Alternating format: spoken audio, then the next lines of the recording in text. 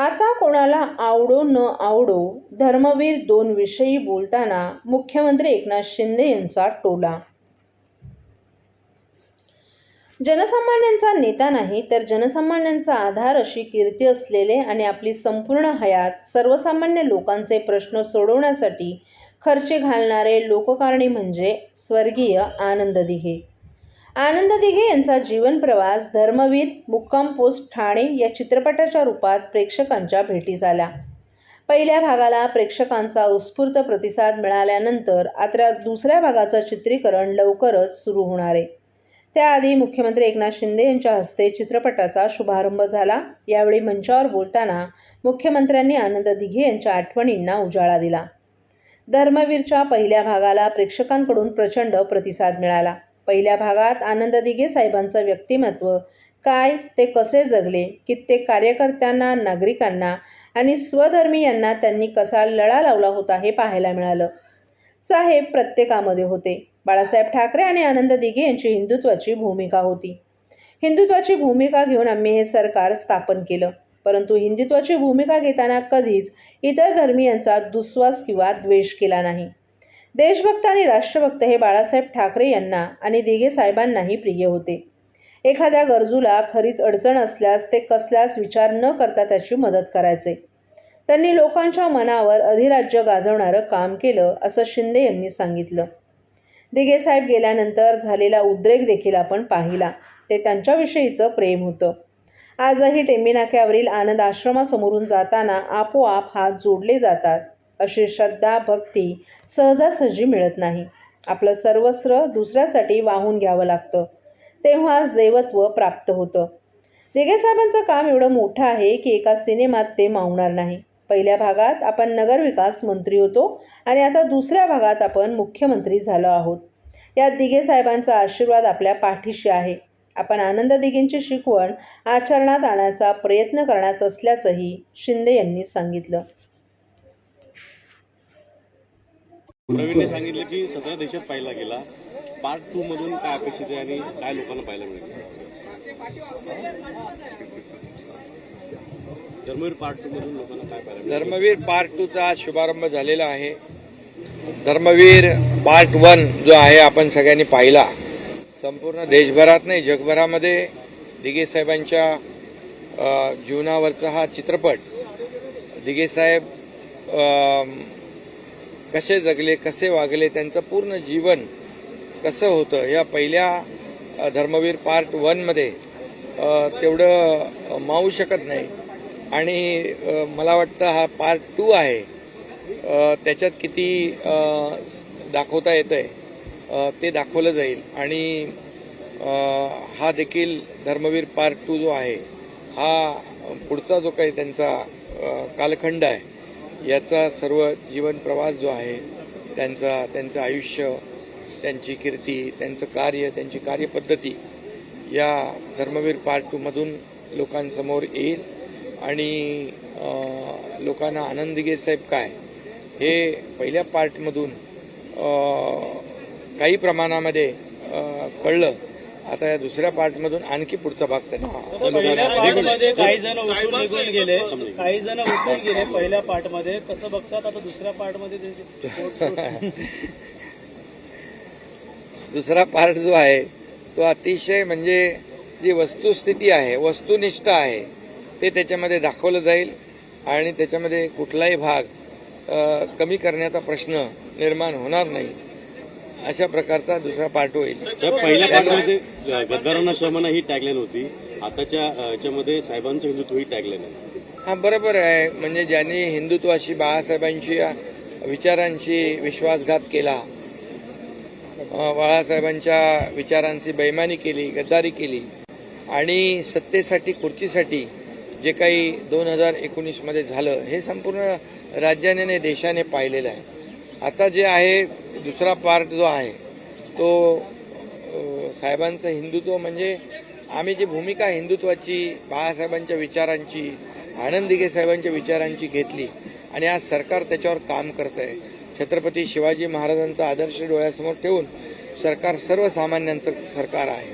सर्वसामान्यांना न्याय देणारं सरकार आहे. सर्व घटकांच्या आयुष्यामध्ये चांगले दिवस आणण्याचा प्रयत्न करणारं सरकार काम करतंय आणि हिंदुत्वाची भूमिका घेत असताना दिघे साहेब असतील, बाळासाहेब असतील, ते इतर समाजाचा कधी त्यांनी दुस्वास केला नाही, इतर समाजाचा द्वेष केला नाही, त्यांनाही सन्मानाने वागवलं आणि त्यांनाही अडचणीमध्ये मदत केली. सर्व धर्मीयांना, सर्व जातीपातीच्या लोकांना आनंद दिघे साहेब आपलेसे वाटायचे. अशा प्रकारचं ते त्यांचं जे काही काम आहे ते या सिनेमामधून दाखवतील. त्याच्यामधून काही जे काही प्रसंग आहेत ते समोर येतील.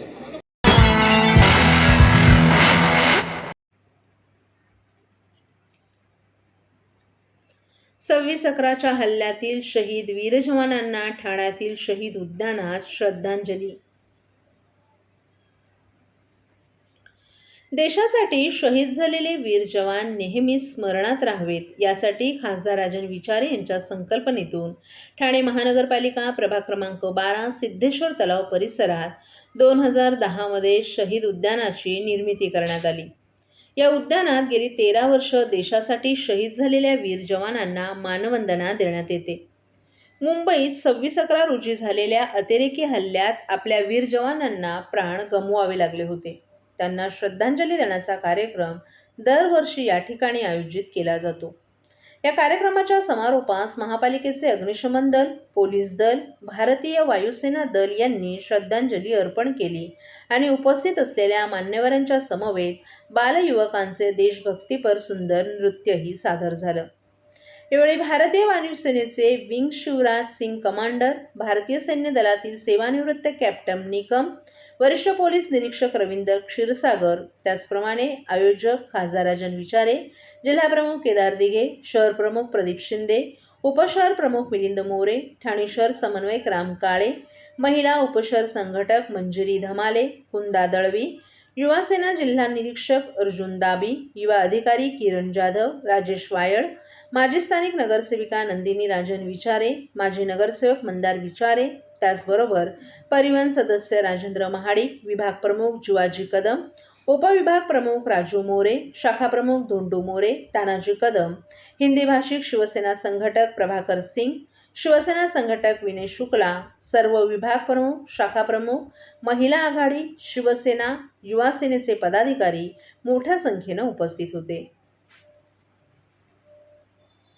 26/11 देशातला कुठलाही नागरिक 26/11ला ज्या वेळेला मुंबईवरती भ्याड हल्ला झाला होता आणि त्यामध्ये आपले जवान शहीद झाले होते, तो दिवस कधीही विसरू शकत नाही.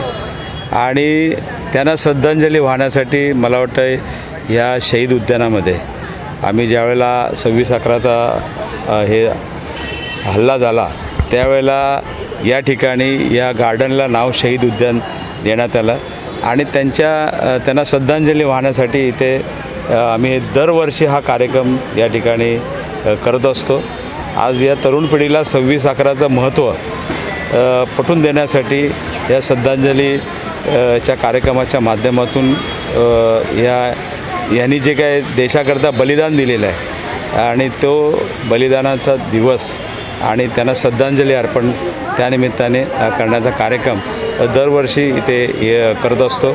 एअरफोर्सचे अधिकारी या ठिकाणी आले होते, त्याचबरोबर पोलीस दलातील सुद्धा वरिष्ठ अधिकारी या ठिकाणी येऊन त्याला मानवंदना देण्याचं काम मला वाटतं या ठिकाणी केलेलं आहे. आणि एक खऱ्या अर्थाने या जे जवान शहीद झालेले आहेत त्यांना श्रद्धांजली वाहण्यासाठी आम्ही इकडे दरवर्षी हा कार्यक्रम या ठिकाणी करतो. सर, काही वेळ पाऊस होता.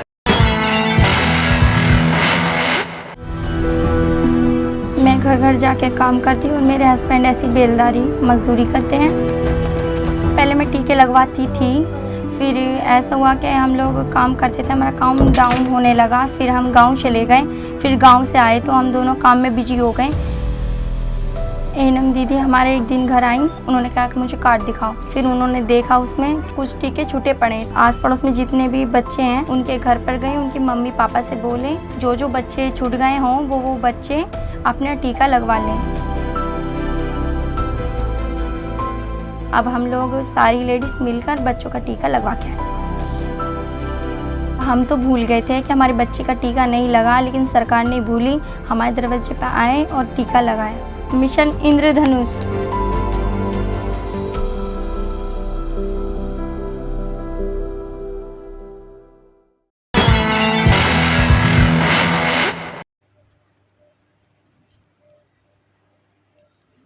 भारतीय संविधान दिनानिमित्त ठाणे जिल्हाध्यक्ष आनंद परांजपे यांच्या नेतृत्वाखाली ठाणे राष्ट्रवादीनं केलं संविधान उद्देशिकेचं वाचन। भारतीय संविधान दिनानिमित्त ठाणे राष्ट्रवादी काँग्रेसच्या मध्यवर्ती कार्यालयात ठाणे जिल्हाध्यक्ष आनंद परांजपे तसंच महाराष्ट्र प्रदेश सरचिटणीस नजीब मुल्ला यांच्या मार्गदर्शनाखाली भारतीय संविधान दिवस साजरा करण्यात आला।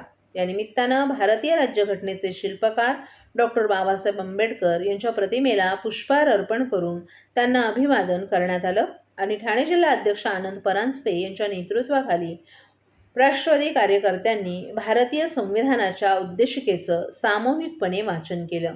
यावेळी महामानव, बोधिसत्व, परमपूज्य डॉक्टर बाबासाहेब आंबेडकर यांचा जयघोष करण्यात आला।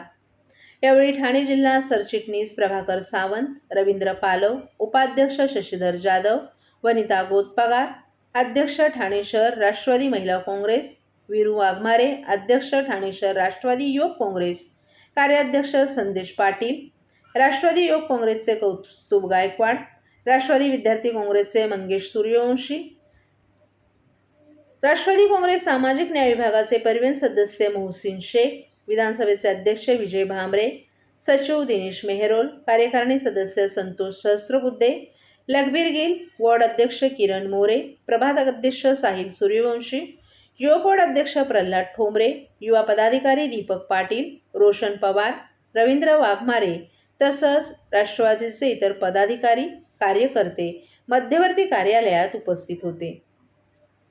ठाणे राष्ट्रवादी काँग्रेसच्या वतीनं भारतीय संविधान दिनाच्या या कार्यक्रमात 26/11च्या हल्ल्यातील शहीदांना आणि मृत नागरिकांना 2 मिनिटं शांत उभं राहून भावपूर्ण श्रद्धांजली देखील वाहण्यात आली।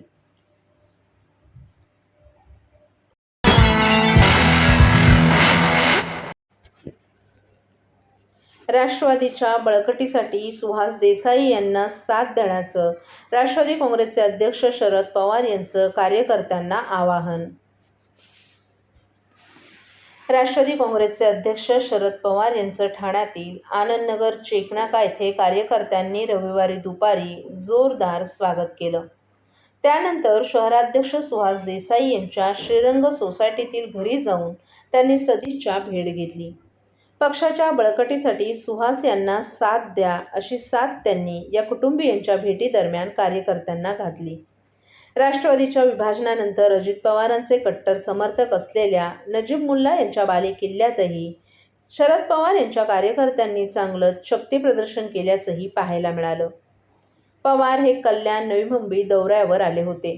कल्याणला जाताना राष्ट्रवादी काँग्रेसचे शहराध्यक्ष सुहास देसाई, कार्याध्यक्ष प्रकाश पाटील, युवा अध्यक्ष विक्रम खामकर यांच्या नेतृत्वाखाली त्यांच्या कार्यकर्त्यांनी ठाण्याच्या वेशीवरील कोपरी चेकनाका येथे जंगी स्वागत केलं। यावेळी फुलांची उधळणही करण्यात आली। त्यांच्या समवेत राष्ट्रीय सरचिटणीस डॉक्टर आमदार जितेंद्र आव्हाडही उपस्थित होते।